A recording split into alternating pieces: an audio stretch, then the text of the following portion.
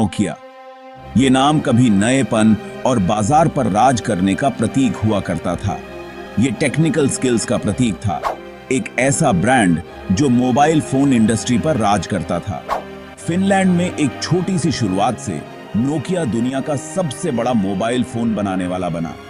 दुनिया भर में लाखों लोगों के पास नोकिया फोन था, जो अपनों से जुड़ने और टेक्नोलॉजी की पावर का अनुभव करने के लिए इस्तेमाल करते थे।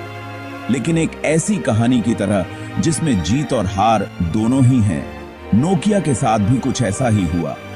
वो कंपनी जो कभी अजेय लगती थी, अचानक से नीचे गिर गई। आखिर ऐसा क्या हुआ कि किस्मत ने पलटी मार ली?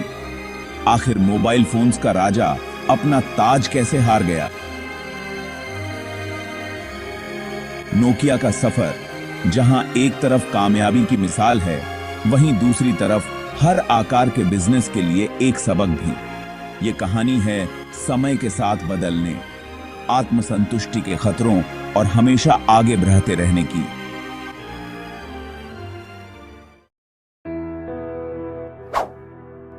नोकिया की कहानी शुरू हुई थी 1865 में। उस समय स्मार्टफोन्स और मोबाइल टेक्नोलॉजी का नामो निशान तक नहीं था। फिनलैंड के बीचों बीच इस कंपनी की शुरुआत हुई एक साधारण सी पेपर मिल से। कई दशकों तक नोकिया ने अलग अलग चीजें बनाई, जैसे रबर प्रोडक्ट से लेकर केबल्स और टेलीविजन्स तक। कुछ नया करने और अलग अलग क्षेत्रों में हाथ आजमाने की ये भावना आगे चलकर कंपनी का सबसे बड़ा गुण बनी। 1980 के दशक में नोकिया ने टेलीकम्युनिकेशंस की दुनिया में कदम रखा। उस समय कंपनी के मोबाइल फोन्स आज के हिसाब से भले ही बड़े और भारी हुआ करते थे, लेकिन उस समय के हिसाब से बहुत ही आधुनिक थे।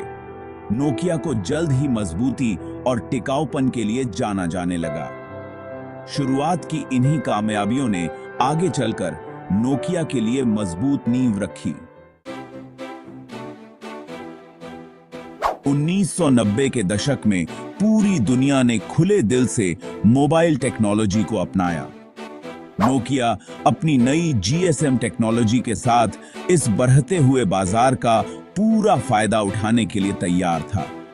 नोकिया का वो मशहूर रिंगटोन मोबाइल फोन एक्सपीरियंस का दूसरा नाम बन गया।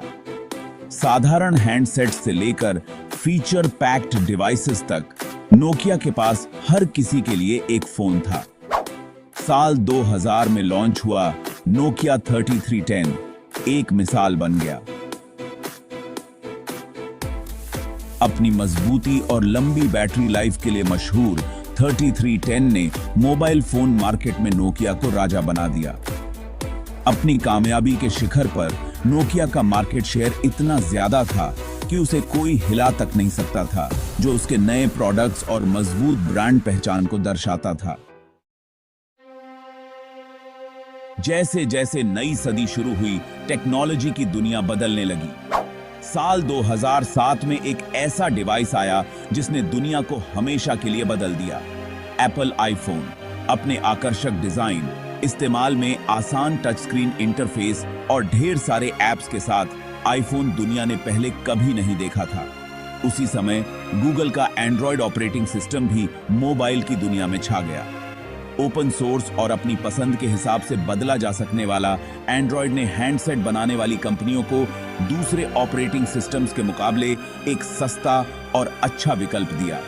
मोबाइल फोन की दुनिया पूरी तरह से बदल रही थी और नोकिया अपनी बादशाहत के बावजूद धीरे धीरे पीछे छूटता जा रहा था। नोकिया, जो अपने सिम्बियन ऑपरेटिंग सिस्टम की कामयाबी में खोया हुआ था, वो स्मार्टफोन रेवोल्यूशन को समझने में नाकाम रहा। सिम्बियन अपने समय में भले ही नया था, लेकिन वो iOS और एंड्रॉयड के आसान यूजर एक्सपीरियंस और ऐप इकोसिस्टम का मुकाबला नहीं कर पा रहा था। नोकिया का मैनेजमेंट अपनी पिछली कामयाबियों में अंधा हो चुका था।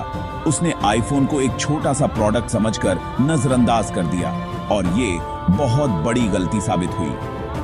चेतावनी के संकेतों के बावजूद नोकिया पुराने सिम्बियन प्लेटफॉर्म पर चलने वाले फोन्स बनाता रहा।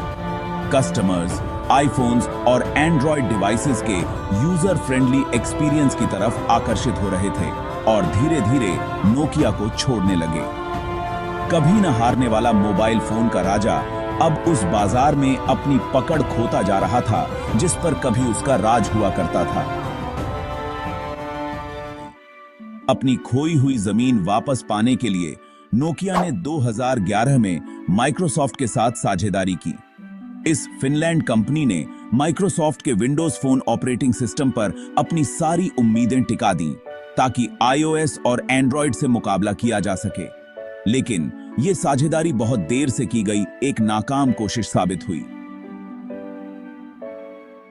विंडोज फोन अपनी खूबियों के बावजूद पहले से ही स्थापित मोबाइल ऑपरेटिंग सिस्टम्स के सामने टिक नहीं पाया। नोकिया का स्मार्टफोन मार्केट शेयर लगातार गिरता रहा और कंपनी को आर्थिक नुकसान उठाना पड़ा।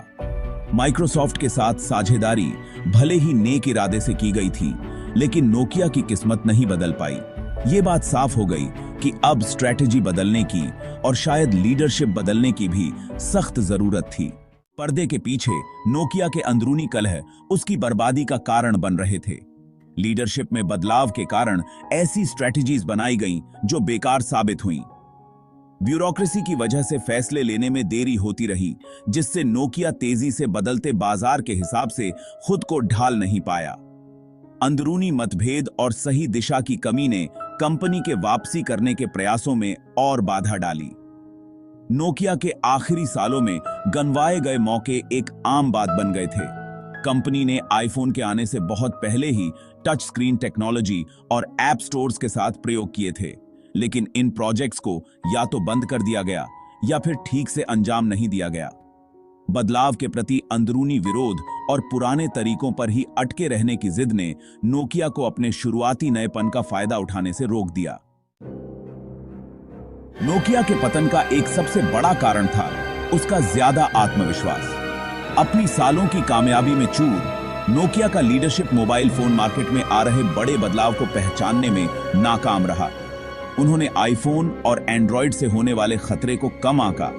इस गलतफहमी में जीते रहे कि नोकिया का ब्रांड पहचान और उसकी पिछली कामयाबियां मुश्किल समय से उबार लेंगी। ये अति आत्मविश्वास पूरी कंपनी में फैल गया।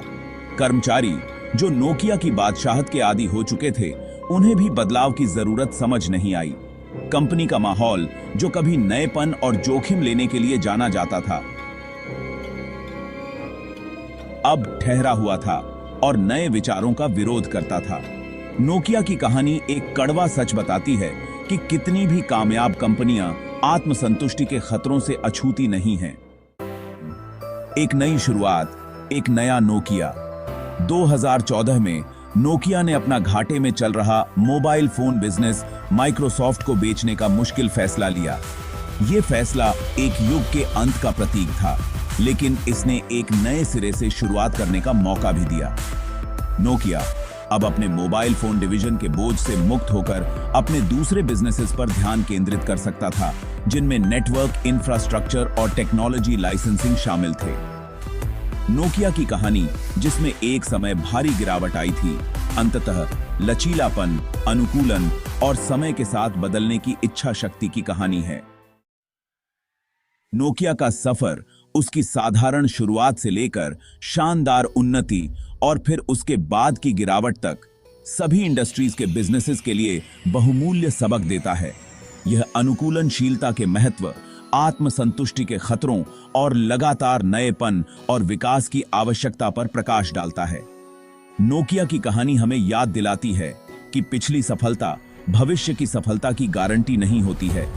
बिजनेसेस को बदलते बाजार के रुझानों और ग्राहकों की मांगों के हिसाब से खुद को ढालने के लिए तैयार रहना चाहिए। नई टेक्नोलॉजीज को नजरअंदाज करने या डिसरप्टिव इनोवेशंस को खारिज करने के गंभीर परिणाम हो सकते हैं। सबसे सफल कंपनियां वो होती हैं जो बदलाव को स्वीकार करती हैं, पुराने तरीकों को चुनौती देती हैं और सीखने और सुधार के माहौल को बढ़ावा देती हैं। नोकिया की कहानी एक शक्तिशाली याद दिलाती है कि बिजनेस की लगातार बदलती दुनिया में एकमात्र स्थिर चीज बदलाव है।